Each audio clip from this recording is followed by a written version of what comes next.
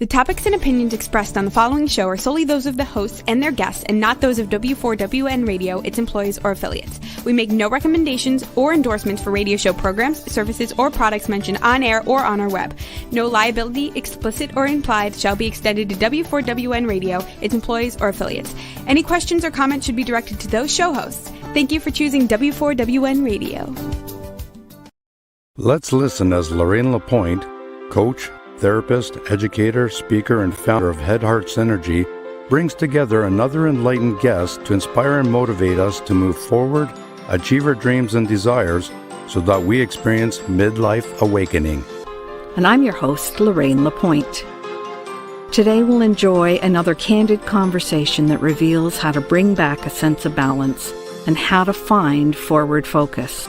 Today, take just a few moments to join us as we explore the possibilities and the perspectives that provide us with greater inner peace, power, passion, and purpose. Because that's what I call living at the edge of fulfillment in a midlife awakening. Well, hello and welcome wherever you are in the world today. Have you ever wished that you could feel wellness, freedom, and satisfaction from living a natural and self-sustainable lifestyle, so that your body was not subjected to like harmful chemicals and medicines and, the stuff that they're putting in our food that's not so great for us. Well, did you know it was still possible to live that type of clean and healthy existence? Well, it is. And our guest today loves to talk about natural remedy. And she has all kinds of different ways to support you in simplifying your journey, towards living naturally. And she helps us use herbs and plants that grow around you, even some in your own front or backyard. So often, she's found that what seems wrong with your body is actually resolved with the plants that grow right outside your door for free. And so we're invited back Erika, and Erika has found this to be true so often that she wrote a book that will help us transform from chemical living to a more natural lifestyle. And in the pages of the book, you'll find exactly what you need for foraging, harvesting, and making tonics and salves and infusions, and really a ton of helpful household products. And today we'll hear about how Mother Nature does a lot of the gardening for you. So all you really have to do is freely collect, and that bounty comes as nature's gift to us. And so I'm really excited because Erika's here on the show live today to answer any of our questions. And when you simply comment or question and put those comments or questions in the chat, our wonderful producer, Roxy, who makes all the magic behind the scenes for us, she can share it. And as many of you know, for everyone who comments in this show or listens to the podcast, a recording afterwards, my company, Head Heart Synergy, provides access to a day's clean water wherever it's needed most in the world through B1G1. And this means that your question is helping someone else in the world to live better. Isn't that awesome? And I want to thank you for helping me to help others. And for those who I haven't met yet, I'm Lorraine Lapointe. And in my work, I have found that there is so much stress, uncertainty, confusion, even conflict that's causing all sorts of challenges. And, it leads to the mindset issues and the physical ailments that we see these days. And so there's a whole lot of people who want to return to living with that sense of wholeness. They want to be cleaner, easier living. And it is available free if you know where to look. And our guests, like Erika of Red Witch Studios, provide us with alternative ways. Good morning, Sherry, and good to see you. Provide us with alternative ways to think and perceive our world. New perspectives are why I reach out through my company, Head Heart Synergy, each week to bring you this program And we broadcast on the Women for Women Network Radio and Talk for TV.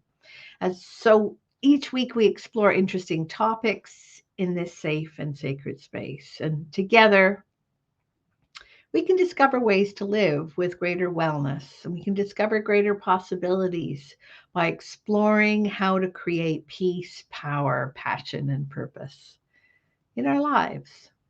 So, on many of the shows, you might know that we offer a contest with great prizes. And this week, we're happy to share a signed copy of Erika's book that's hot off the presses. She just got it this week. And so that will be coming to the winner. All you have to do to enter the contest is listen throughout the broadcast for the 5 inspirational words, and then we'll ask you to put all 5 of those words in the chat or send them in an email at the end of the show. So just jot them down and put them in the chat when you're asked. And you've already heard the first word. So jot this one down. And the first word is wellness. So it's especially good to have you here. And during this little break coming up, go ahead and invite your friends and family to join us for the Edge of Fulfillment, broadcasting on the Head Heart Synergy Book of the Face fan page, or the Women for Women Network Radio, or on Talk for TV. And after this short break, we'll connect with today's guest, and we'll be right back with the Edge of Fulfillment.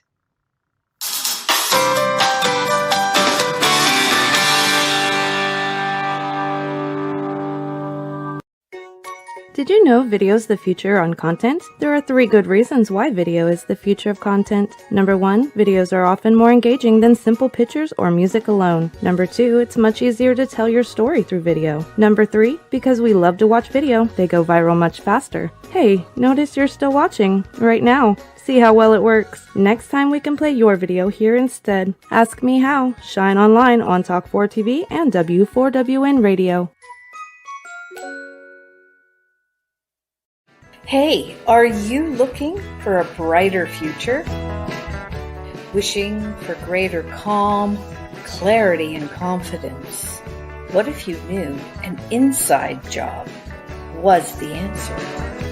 Your mission: stop the inner burn, gain mental fitness so you get more out of life.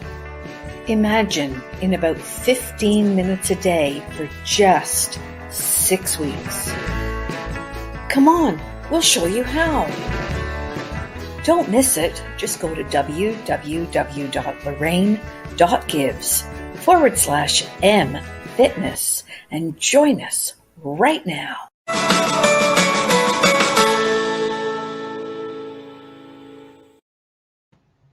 Hey, welcome back. Let's just do a quick recap for those who are just joining us. We're running a contest this week for 5 special words that you'll hear throughout the show. And we've already heard the first of 5 words that you'll need to put in the comments at the end. And don't add them yet. And the first word was wellness. So just listen for the other words as we continue here on the Edge of Fulfillment.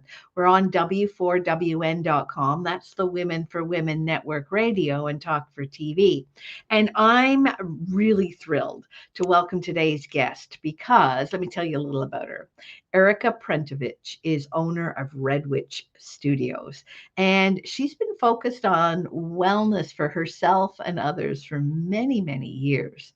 She's a self-described forger, and that's not forger like I said before, duplicating a masterpiece or a work of art, but a forager, and that is someone who uses the gifts found in nature to sustain health and well-being. And she knows so much about this topic that she's written a book for Hay House titled Transitioning from Chemical Living to Natural Lifestyle. And Erika's gifts are natural and her talents are so ingrained in all she does.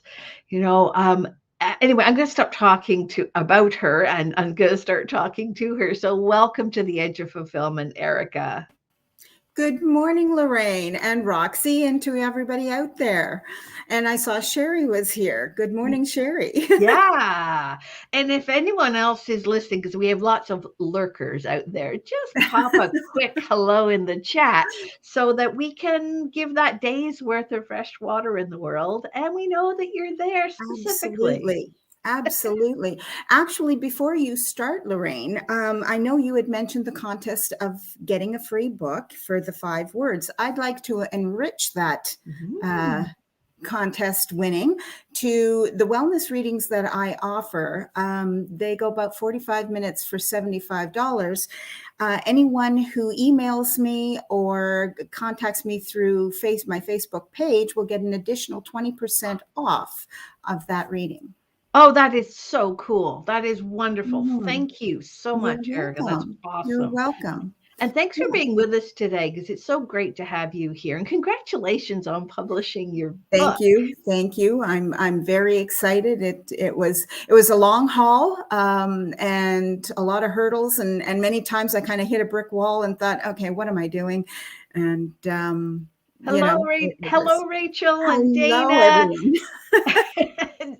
And Stacy and Samantha. Yes, awesome. And there's our Sherry. Oh, that's so good. So Eric, I'm going to throw you in at the deep end and start with something a little controversial. Okay, then let's do it. Now, we in the description talked about free drugs, and the word drugs has a certain connotation. Can we begin by understanding and setting the record straight about free drugs and the difference between drugs and the concept of pharmaceuticals? Well, so actually, the dictionary definition actually says that it is a chemical substance used in treatment, is what the actual dictionary definition is of drugs. A chemical substance used in treatment. Yes. Okay. Isn't everything a chemical substance? Well, no, the thing is, pharmaceutical companies will usually start with a natural plant and take one strand from that plant. However, this is where the issues come in with all the side effects and with all the backlash, is that one strand is the strongest point of that plant. Let's use dandelion as an example. You take the strongest strand of that and it may help, say, high blood pressure. However, when you're only taking that one strand, it then gives you the side effects, which may cause headaches, stomach ailments, heart issues, interact with other medications you might be taking. Nature does that better. They put all those buffers, all those extra strands with that strong strand, so it's cushioned. So when you absorb that plant, you are already getting the softness of it as well as the strength. It may mean that you might take it a little bit longer, or you may take a little bit more. However, you have all the safety nets around you. Mother Nature provides safety nets for you. And when she has warning bells going off everywhere. Instantly you will know that something is not agreeable, and you don't continue. However, when you do it with a pharmaceutical drug, you don't know until all of a sudden you're so deep into that side effect sometimes. And some people don't know for years after taking it that they have been dissolving the function of their kidney or their liver or getting heart ailments. And some people are in 10 years of taking a drug before they realize, and the whole time they're saying, oh yeah, I'm fine. It's curing it. It's doing this, it's doing that. But really what it's doing is it may be helping the initial problem, but it's breaking down all the other organs and all the other functions. So what happens? You go to the doctor, then next thing you know, he's saying, oh, well, yeah, we can fix that. Here, we'll give you another drug. You take another drug, and now that one is fixing that initial problem and breaking down other problems, that you may not find out again for another few years. Exactly what you're talking about is what happened with my parents. Because my parents had, several different forms of cancer between the two of them, and they've been gone for quite some time. But what happened was the treatment of one thing caused a Reacted to problem with another. other things. Yeah, it's The a drug, domino effect. and so by the end of things, they had 30 or 40 drugs lined up. Exactly. All If taken. you go to somebody who starts out with, like you said, cancer or some small issue, you go to their medicine cabinet and you Well, open it up. not that cancer is a small issue. I didn't No, want no, people no, to- no, no, no, but not at any all. But issue. however, any issue, but you open the cabinet and all of a sudden you see all these medication bottles. Example, I had a friend that I tried to give her some tips on nature's, wellness. And she said, I'm fine. And I kind of opened up her cupboard above the stove, and here are 20 bottles laying up in there that she had to take every day, one. And I said, is that what you call fine? It's, I don't know, not my definition. Well, So, and it's expensive. very, very. Okay, another example. I needed to boost my iron level at one time in my life. And I was putting out, now it doesn't sound like a lot, $40 a month, but you keep doing it and you add something else and something else. And before you know it, now that was even $40 through at the health food store, taking a natural iron supplement. However, when I found out just how much iron I could get from nettle and plantain, and they were right outside my door, literally, I walked over the plantain every single day down the driveway to get in the car. There it was. Taking that in, there went the $40 a month. I didn't need that. It was a matter of going out, getting some, letting it dry, using it natural, incorporating it in my meals.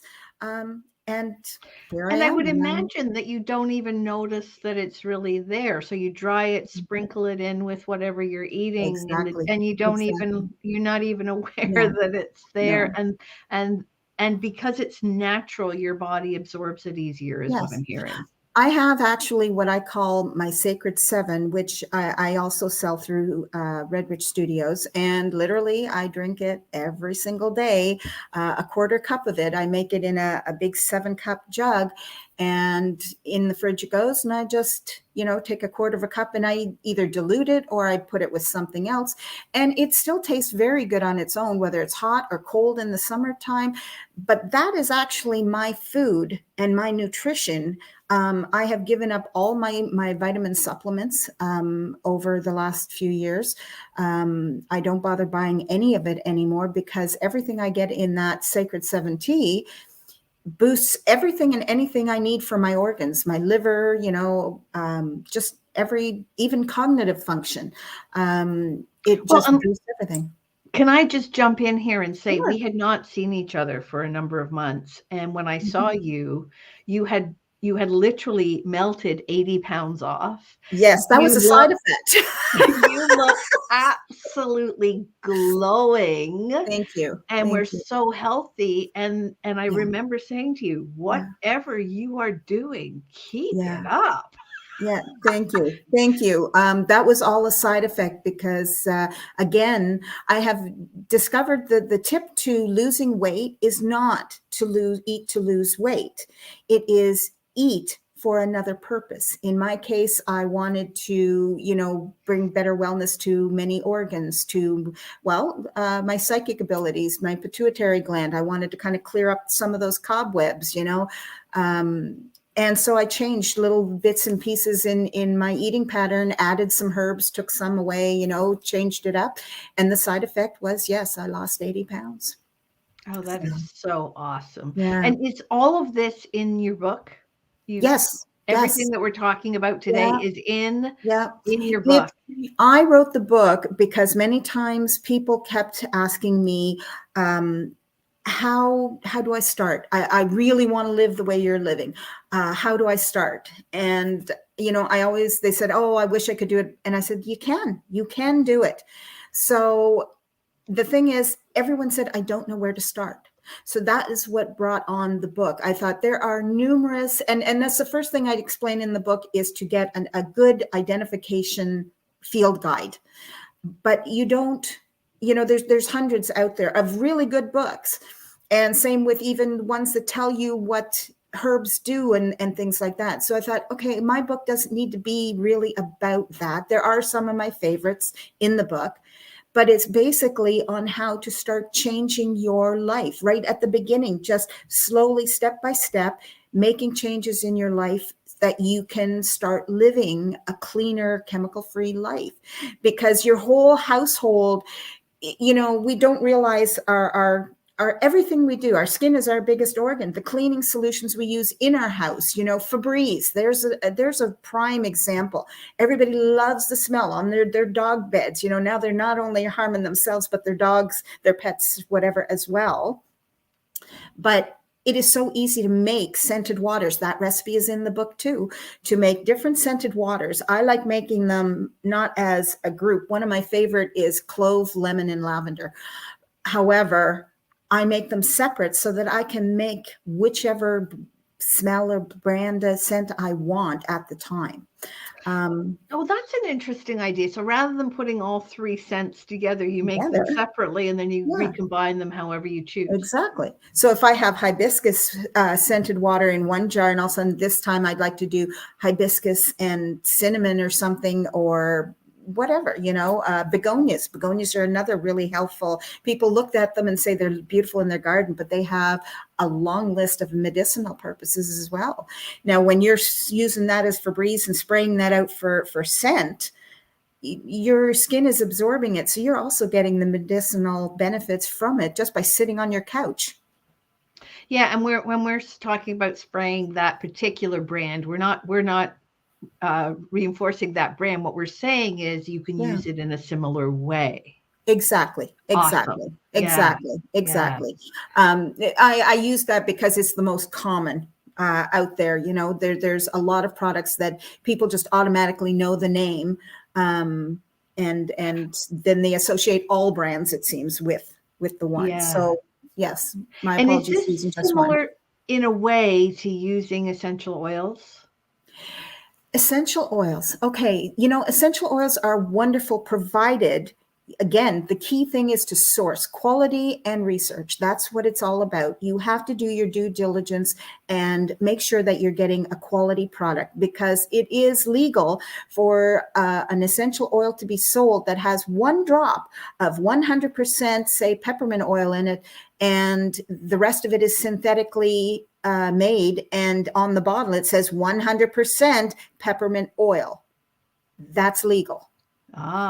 Good morning, John. And good morning, John from Markham. Yes, John's not with us here in this location. He's in Markham today, so that's good. So maybe what we can do is start to take some questions from our audience. Wonderful. Because I know that there were lots of people that are excited that you're here live. Fantastic. And I'm ready to answer some of their questions, because I'm sure that you and I could talk all day, but, yes, but this show is for the listeners and the watchers and our audience. So I don't know, Roxy, if there's a question that's come through, if you want to pop that up so that Erika can answer it, and if not, we'll just continue chatting.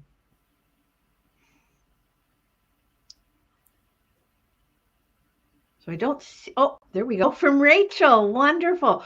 What are the most common chemicals that people want to get rid of? Number one that comes to mind is bleach. Bleach is one that many people use, and it is so unhealthy in so many ways. Yet people consider that the only or highest bacterial, removal of any kind of germs and that within their household or anything, or even their water. People put it in their wells. Yeah, if I can interrupt, I'm in a little bit of shock. Bleach, and that's what they call it, shocking the well. Yeah, I was just going to say, people pour that into their water. That's they clean their house with it. Yeah. And you're saying that bleach is not such a good thing? No.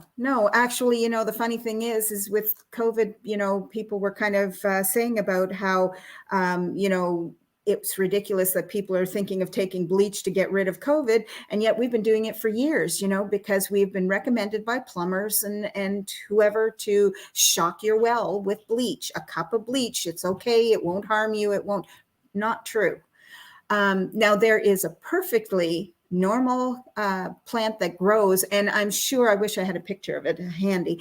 It is called bladder campion. You've probably seen it on a walk in the field many times. It has like a little lime green kind of sac on a very tiny stem, only grows about 12 inches high, and has like little tiny daisy petals on the very top of this little bladder. I have seen that. Okay. That is your nature's bleach. You can make a scented water out of that, add that to your cleaning solution, and you now have a very strong antibacterial agent to put in your cleaner.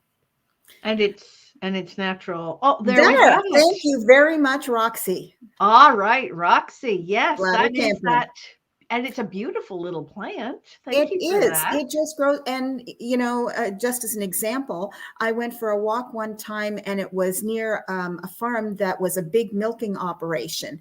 And you could almost smell the bleach from, like, they're meant by, I think, by health regulations, they are meant to wash the stalls out with bleach. However, what was growing all around the barn but bladder campion?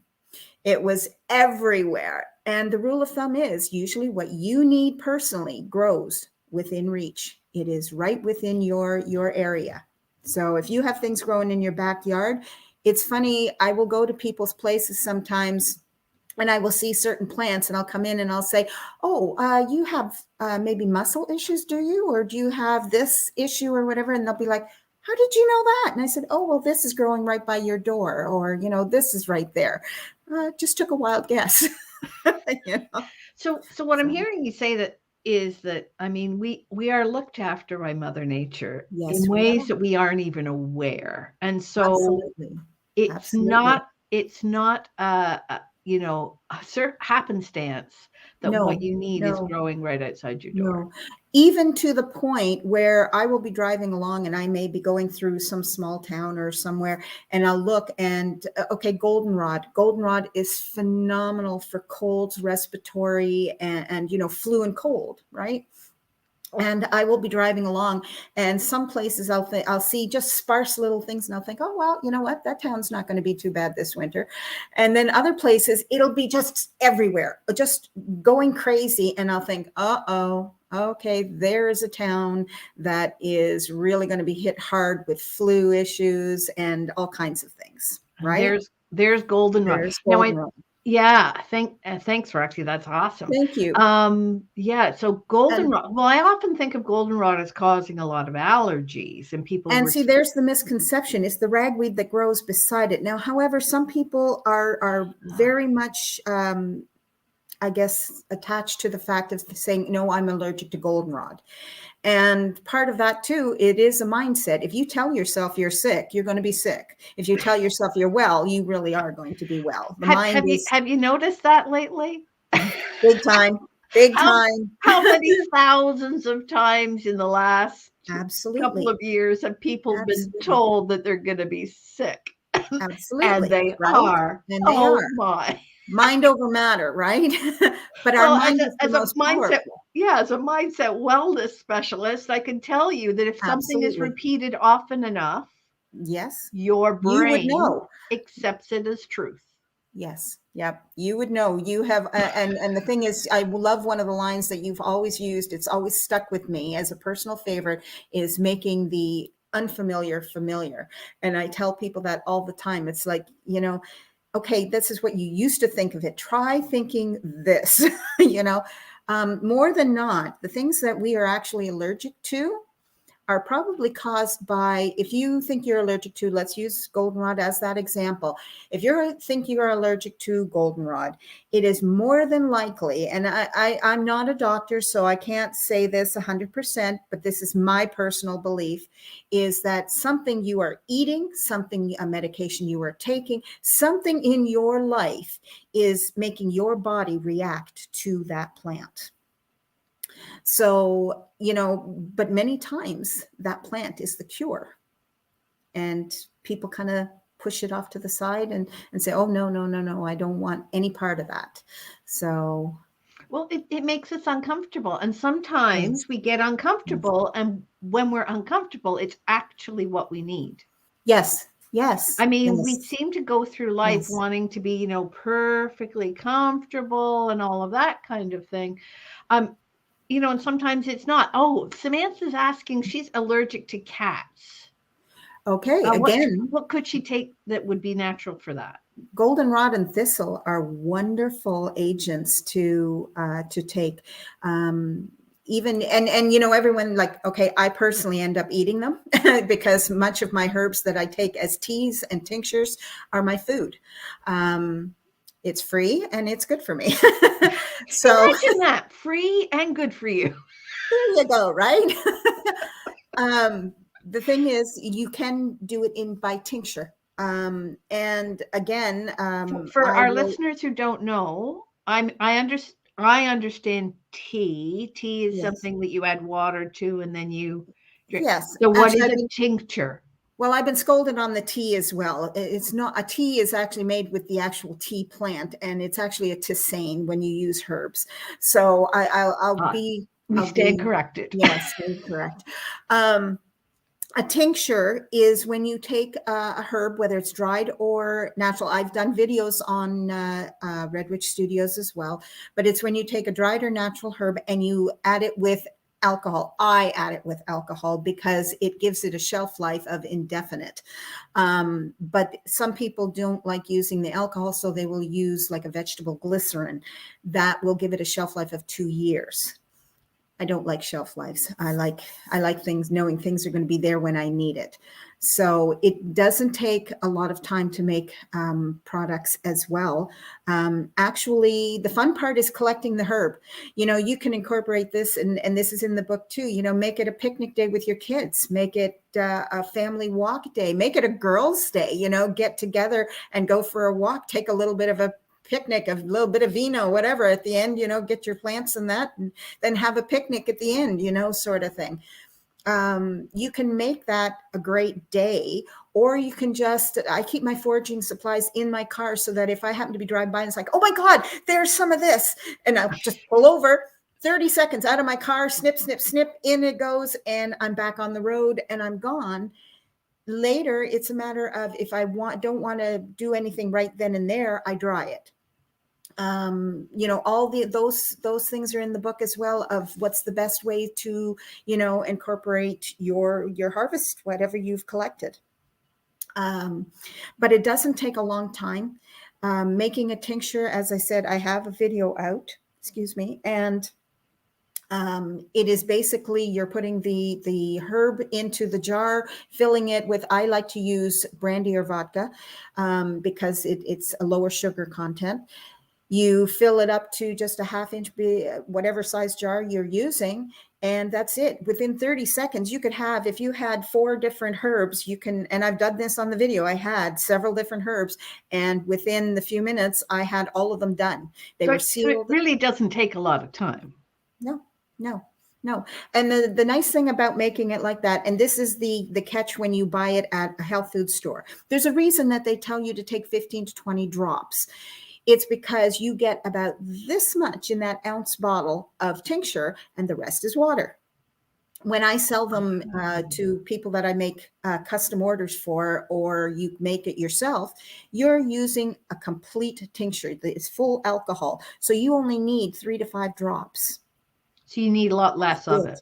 Absolutely. So 1 ounce bottle can sometimes take you months. You can hold on to it for a month if you're using it every day. Even if you're using it several times a day, you're still having it for such a long time.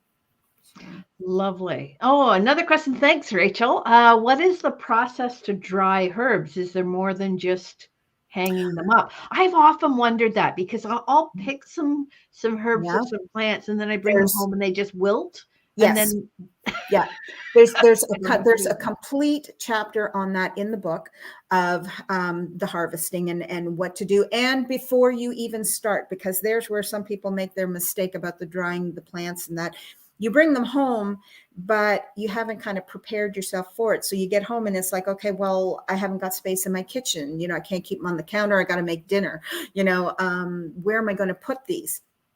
you need to have sort of a little bit of a plan ahead of time. And that's what it is. It's prep time. It's being organized beginning, to do it, which is not a bad thing. So you go out, you collect them. It's as easy as, okay, let's say again, nettle. I've collected nettle. Of course, you're going to want gloves. You end up just taking them and you put the ends together, kind of take a twine or a bit of string, whatever, tie it around, make a loop. I make these little wire S hooks because I have a bar that I've got hanging from the ceiling, and I just put it up. It doesn't have to, it can be as fancy or as simple as you want it. If you've got space left over on a curtain rod, that's fine. The thing is, I've got lots of that. Well, there you go. The only things you do want is somewhere that it is a well ventilated area, but it is darker. When sun hits the herbs, it kind of takes a lot of the potency out of the herb, because it bleaches the color out of it, and it's that nice deep green that you want to keep giving it its strength. Well, that makes sense, because the sun bleaches furniture when furniture sits in windows and things like that. I mean, if you were planning on using it as food and eating it, you want to go as lime green as you can, because those are the young shoots and that, which they're good for eating, but too, they are the most potent. And again, the younger you get your plant, like nettle, I will look to see where they are a lot of times, and I will cut them down, and I will take those leaves and put them aside for whatever reason, but I'll keep a note of where I went, and then I'll go back shortly thereafter, so that when they've grown only about 12 inches, I again cut them about 2 inches above the soil. And thank you. And then I am getting, a very strong, potent plant. And when you harvest things when they're young, I mean, you mentioned gloves. I mean, obviously, some of these stinging nettle is that. It's some of these plants have protection so that people don't come along and snip them off. No, just before you go on with that, stinging nettle itself. Actually, that sting, if you have arthritis, let's say you have arthritis in your hand or something like that, taking that plant and actually putting it on it and letting it sting that area, it hurts for a minute or so, if that. But that sting will go in, and then you'll find your pain is gone. That's amazing. Mm-hmm. Yeah. It is truly wonderful. I know there's a lot of people that say, "Oh no, I've gotten stung, and it stung like crazy for everything else." But if you sting just the regular skin where you haven't had any aches and pains, it can sting for quite a while. And the worst thing that people do is they rub it, and friction makes it sting longer. You need to take a knife or something metal and put cold on it, or ice, whatever. So sting it, put something cold on it, and then the arthritis Well, no, the arthritis, it'll take it out on its own. But if you have no pain and you touch stinging nettle, to get rid of it, you need to put cold on it. Oh, good to know. But we were talking about the green shoots, and I mean, this is something that this is something I know, because I've got a botany background, but I don't know because I never clued in. And that is that a lot of the nutrients are in the young plants. Yes. It's one of the reasons that I stopped foraging about mid-August. The plants are still growing and looking green everywhere you look, right up until some of them right into October. But the thing is, they're going to sleep. They're already starting to diminish their potency. Now, if you're stuck and you really need the plant, then sure, something is better than nothing. However, if, springtime and up to mid-August is usually when I do my foraging, except for those few plants, like goldenrod, juniper you can collect all year round. But the thing is, you want those you can do. But the other ones, I try to get sooner than later. Mm-hmm. And the younger, the better is what I'm hearing. Yes. Yeah. It is. Except for juniper berries, you want them nice and blue. Some things you do. Again, it is something of homework. I guess that's where things take the longest. If and to not be overwhelming, if you know that you have muscle aches, Stick to that one area. And this is what I say in the book, simplify it, bring it down so that you're doing one thing at a time. Yes, see, they're nice and blue, those juniper berries, but when they first come out, they have almost like a greenish to just little bits of blue on it. They're not ready yet. You want them nice and blue. Yeah. I hope the stinging nettle thing for It arthritis is in the Sandra. book for Sandra.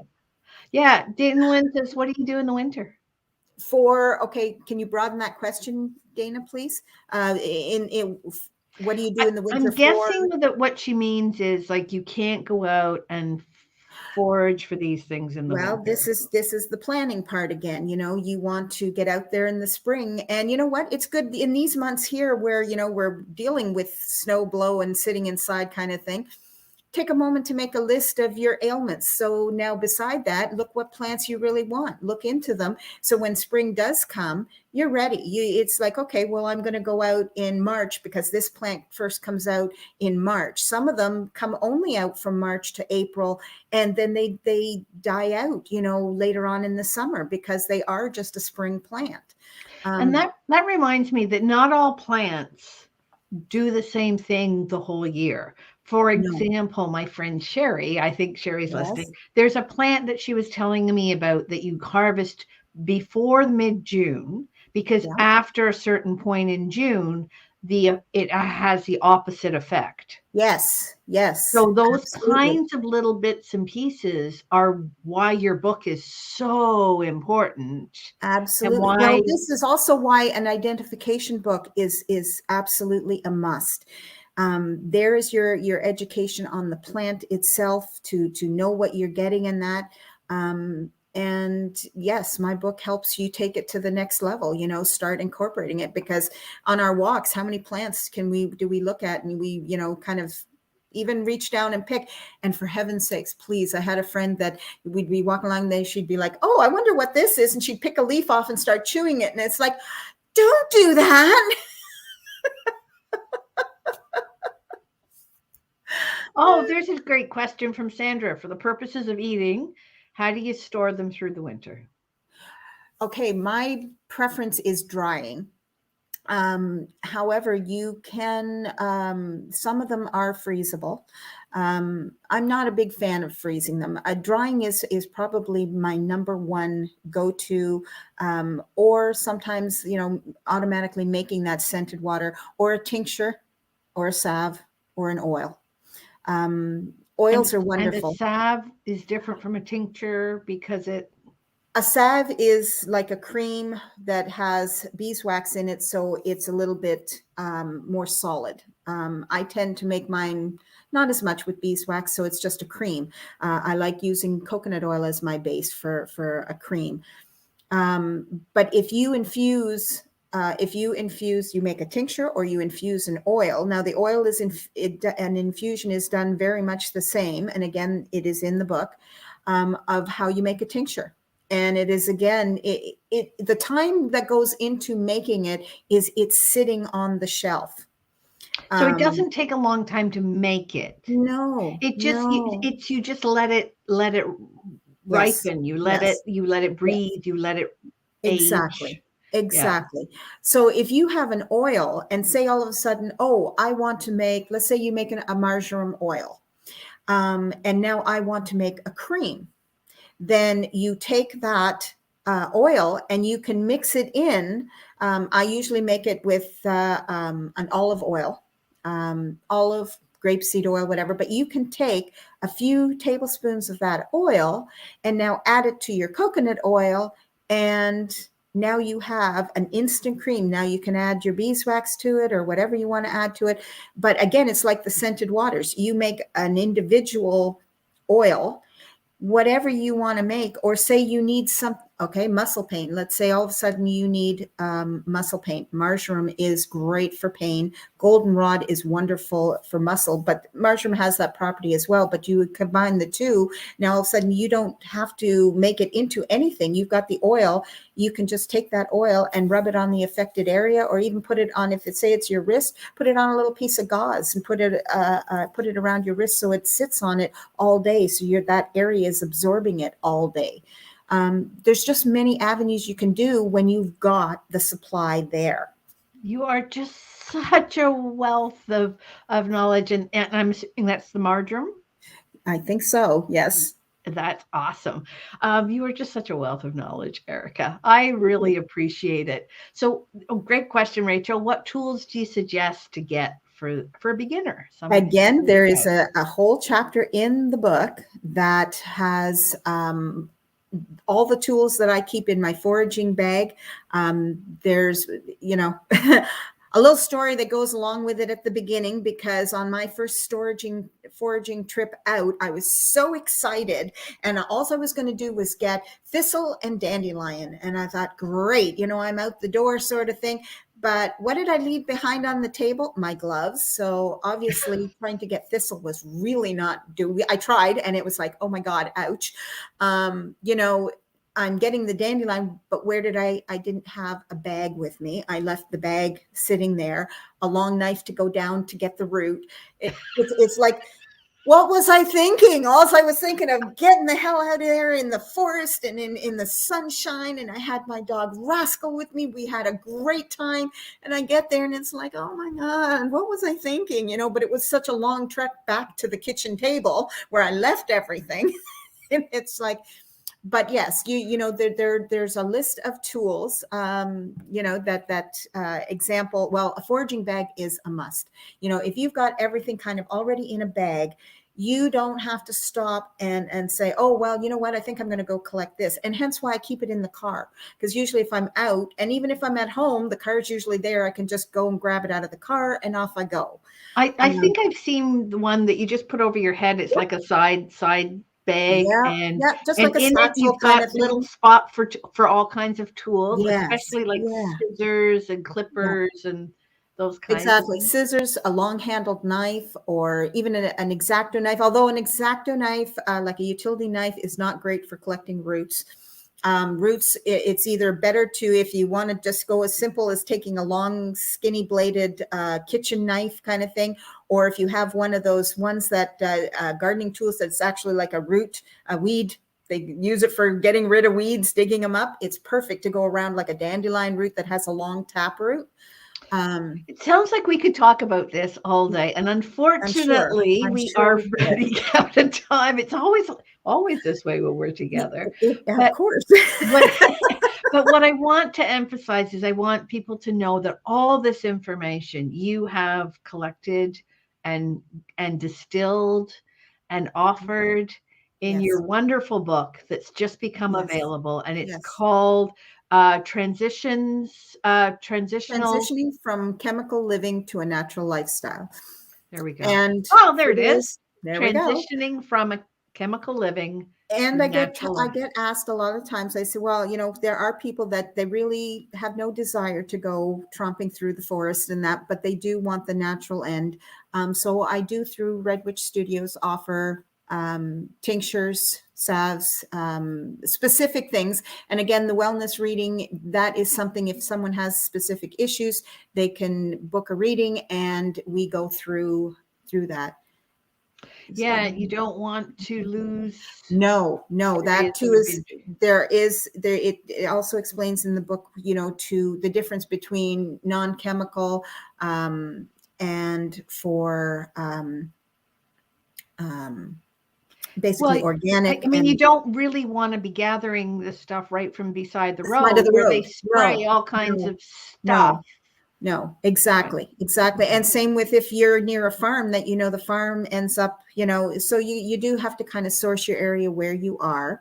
However, if you happen to be going down a back road and there's a bit of a slope to the like a bit of a ditch and a slope up, you're probably pretty safe on that slope, because the rain usually ends up taking everything and washing it down to the bottom. Yeah, we haven't gotten the Oh, other words. Oh, oh you my are gosh, yes. so right, Judy. I have been so enmeshed in the conversation. So I'm going to give them to you right now because we only have a couple of minutes left. So we heard wellness. The other words we have actually heard: chemical free is another term. Mm-hmm. Herbs we've heard.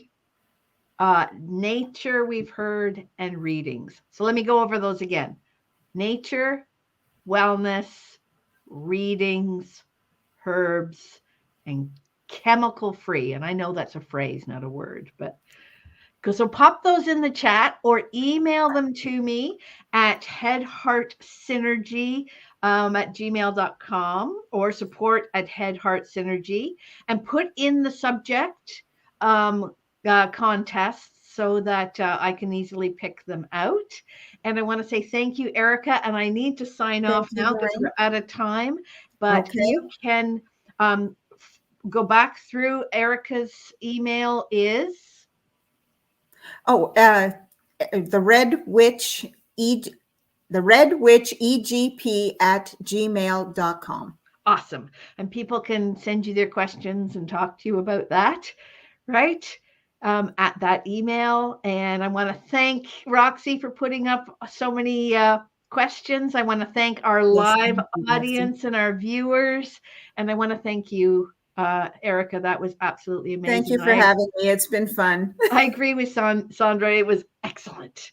So I'm your host, Lorraine Lapointe at Head Heart Synergy, reminding you that at the edge of fulfillment, we always have a choice. We can stay on the edge, getting what we've already got, or we become courageous and do something a little different and move beyond the edge to get what we really want. And we'll see you next week.